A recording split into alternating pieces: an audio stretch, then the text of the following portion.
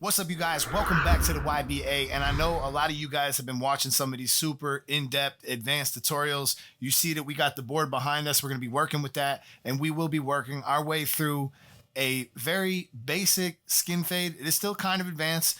I'm going to show you how to apply the 6 phases as we learned in the other videos. And I really do think this is a great place to start if you're a beginner or even if you're advanced. There's probably going to be some stuff here that you're going to pick up. One of the first things I'm going to do is I'm going to actually grab my Rebel clipper. I'm going to put my number 4 on top. I actually recently just switched my instant cover, and I'm kind of feeling this white cover. So I'm going to show you how we properly apply phase 1 to this haircut. And I'm going to give you guys a couple of tips that I'm sure you probably haven't heard before. God forbid if somebody walks into your shop and they ask for a number 4 all the way around the head, that you're missing hair, and when they wake up in the morning, they're going to see a bunch of little hair sticking out. It can be more challenging than you think. So the very first secret we're going to break down in this video, once you're done with this process, take your water bottle, spritz the top, and comb it back against the grain. I guarantee you're going to see a couple of hairs start to stick up that you didn't see the first time around. So phase 1 just means to remove bulk. And the way we're going to do that, first with the number 4, we're going to come all the way down just beyond the parietal ridge. The parietal ridge is the area that sticks out on the comb when I place it on the side of the head.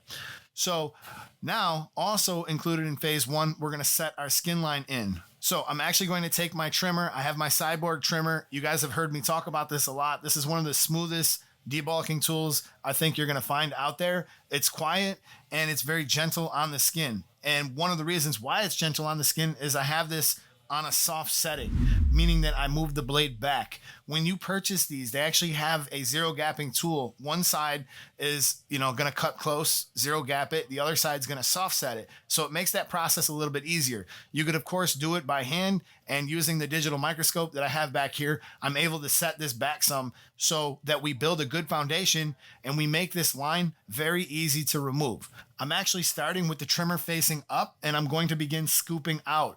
At first, it's going to be a little bit tough to see that. So I'm going to put in my trimmer line here. I'm going to put a T here. And when we get close to where we want that line to end, we're going to start flicking up and out. Now, what that's going to do is that's going to soften those upper guidelines, and you'll know later in the haircut if you did this correctly. But if you execute a good phase 1, you're going to find it very easy to blend the rest of them lengths out.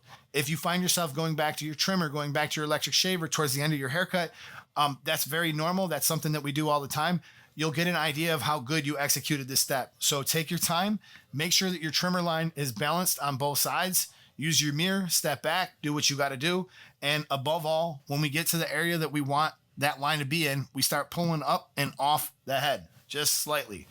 So once we remove all that hair, the very last step to phase 1, especially in this case, because there will be no phase 3, we're not cutting the top with scissors, and there's not even going to be a clipper over comb, so there's going to be no phase 2. So take your time with this and let's execute properly.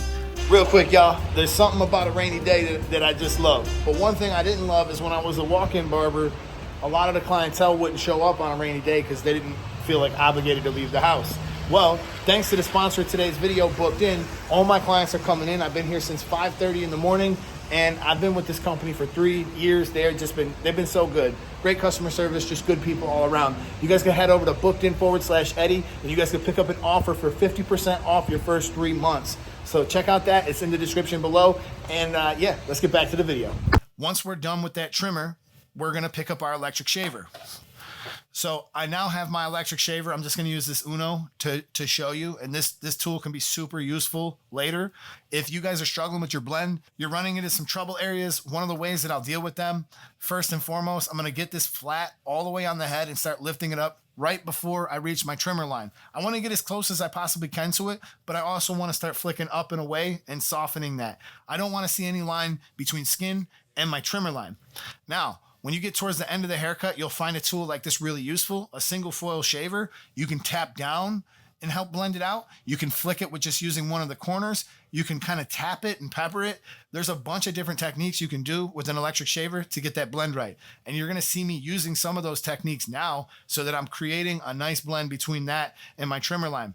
You'll find the back of the head usually has the most amount of hair. And for that reason, a lot of times it could be kind of a challenge to get this done correctly. And you might wind up struggling later in the haircut if you fail to do so.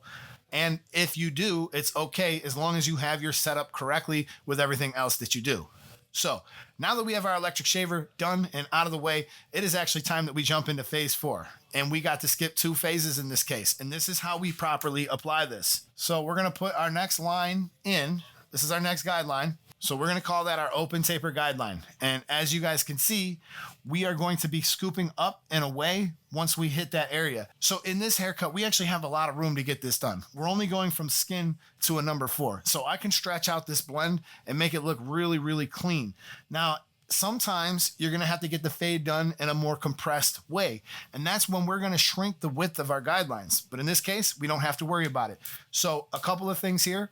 I want this to begin kind of tipped out slightly. I'm going to come up and kind of scoop away. When I tip it out, I'm leaving the hair a little bit longer, so it looks something like this. And then I'm going to lower the butt end of this clipper down, and I'm going to keep executing my C motion. Now, if you're not good at doing that yet, it's okay. You'll build your skills in time, but that's all we're trying to do here. So as long as we did our guideline correct with our trimmer, we're basing everything else off of this, but we're also going to be using our mirror and double checking our work. So we're scooping up and off of the head, and we're going to make sure that on both sides it looks balanced. Now, you can do everything you want to do. You can execute all of these steps in the perfect order and listen to everything I say and still not come up with a good result. Why is that? Well, the answer is everybody's hair is a little bit different. Some people's hair, like his, is a little bit thicker on one side than the other.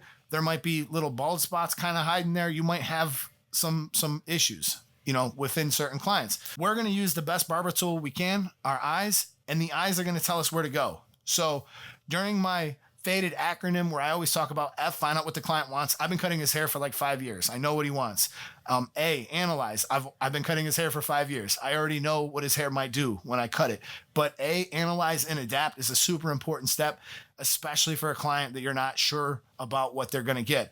They might surprise you and be like, oh, I don't want an edge up. I do want an edge up. And you might see like weird growth patterns or curls. So you really got to be locking all this away for later.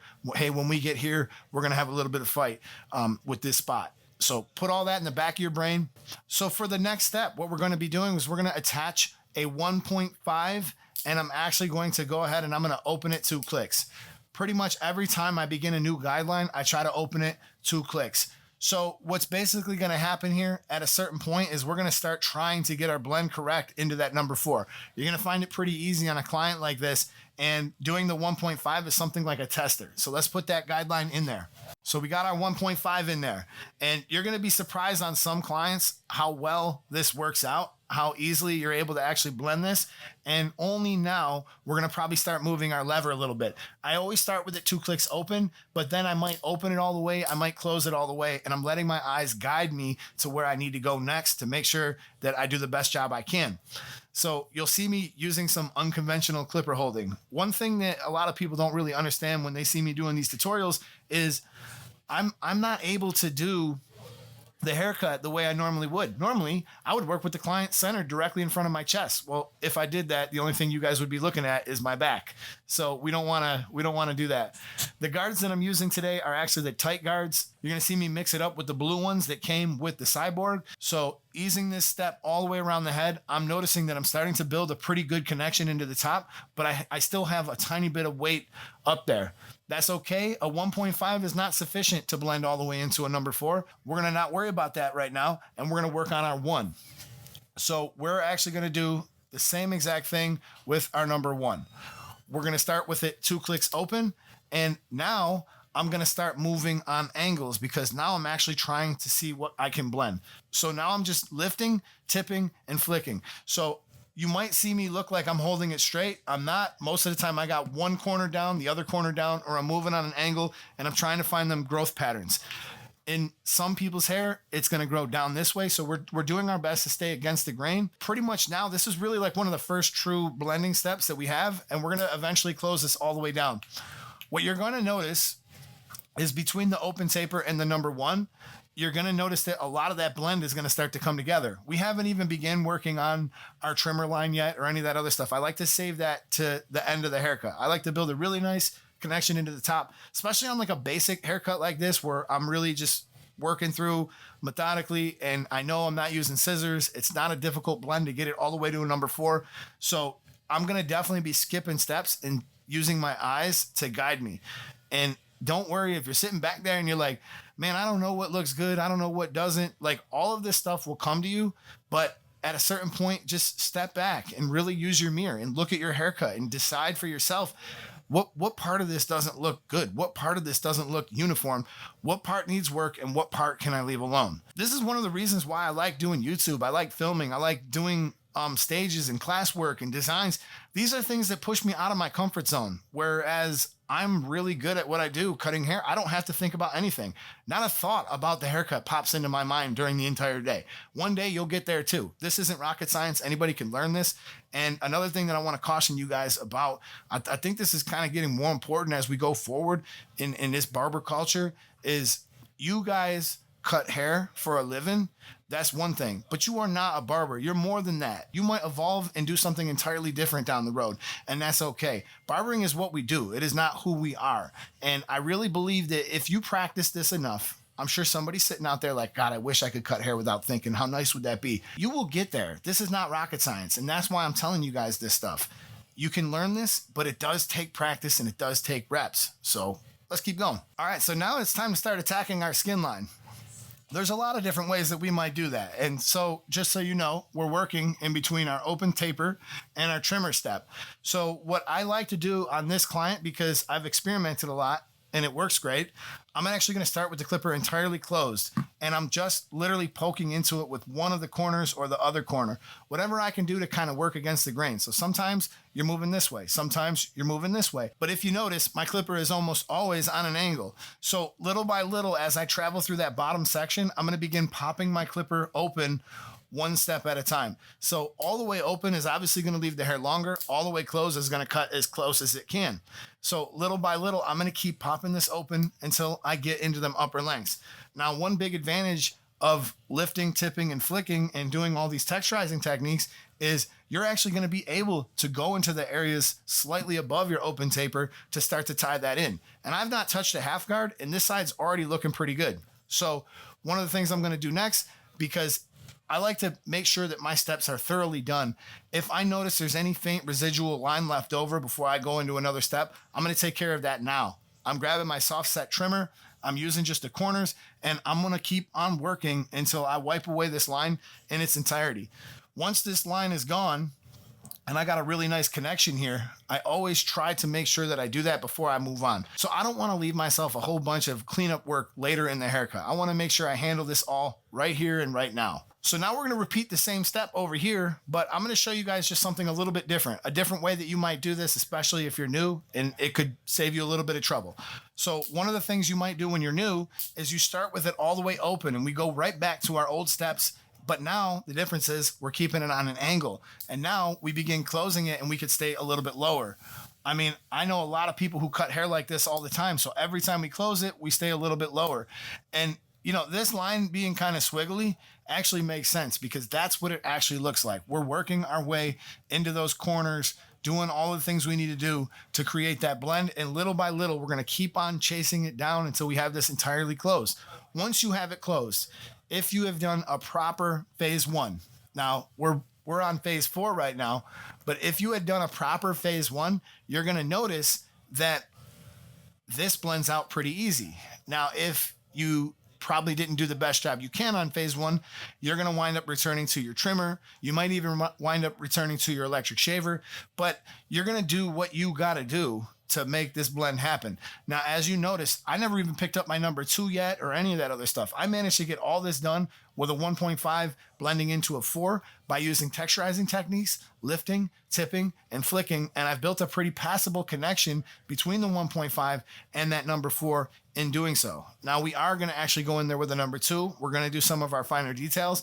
But as you can see, this system is going to work for you, and you guys are going to really start to understand this. You guys are going to start to flourish behind the chair, and maybe you'll get to that point where you can literally think of nothing while you cut hair and just kind of enjoy the artwork of it and enjoy letting your eyes kind of guide you where you need to go. So that's one of the biggest things that I try to get across to you guys in my classes. I love to build out these fade scales because we usually get to a point in the haircut where you guys come to me because all my classes are hands-on. You guys will come to me and you'll say, "Hey Ed, the haircut's looking pretty good. Do you think it's a number one to fix it?" And that's when I'm going to point you to the board. I want you to self-diagnose your problems. I want you to make sure that you're capable of taking care of that. So with you being able to do that, that's going to make things just so much easier for you. It's more like giving you a fish versus teaching you to fish. So now for the last parts of the haircut, we're going to go through and we're going to do our detailing. Notice how I skipped a half guard this entire time. Now, I've talked about this before in a few of the things, and I want to talk about it now. When I have a half guard on and it's in the open position, it actually leaves the hair longer than a number one guard in the closed position.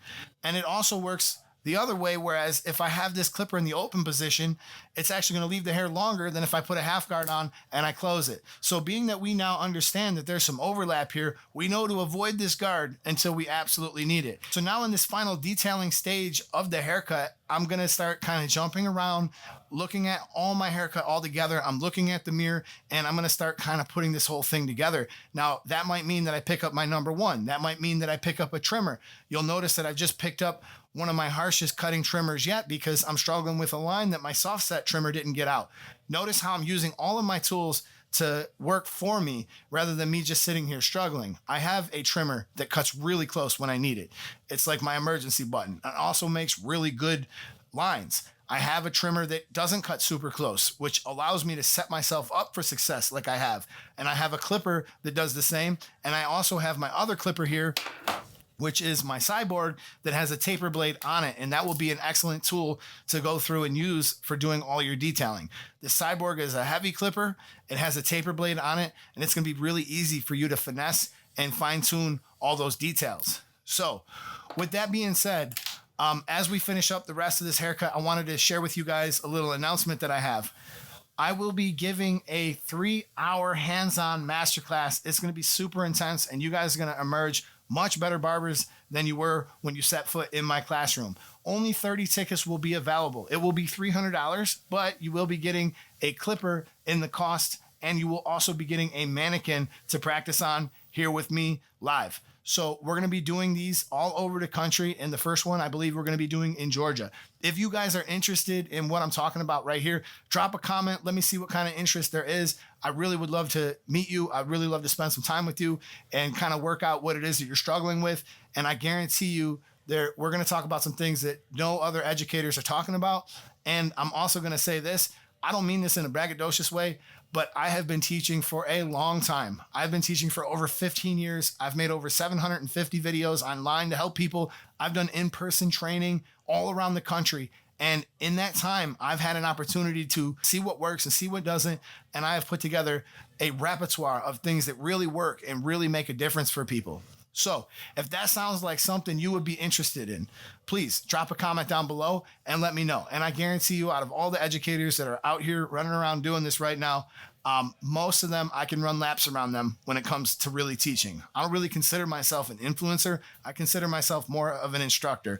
And these hands-on classes, I think, are the best thing that you could do for yourself. Hang out with a mannequin in a low pressure environment, and you guys can get your reps in, get your skills up, get your understanding up. And when you head back to the shop, you're going to be cutting hair faster. You're going to be cutting hair better. You're going to be making more money.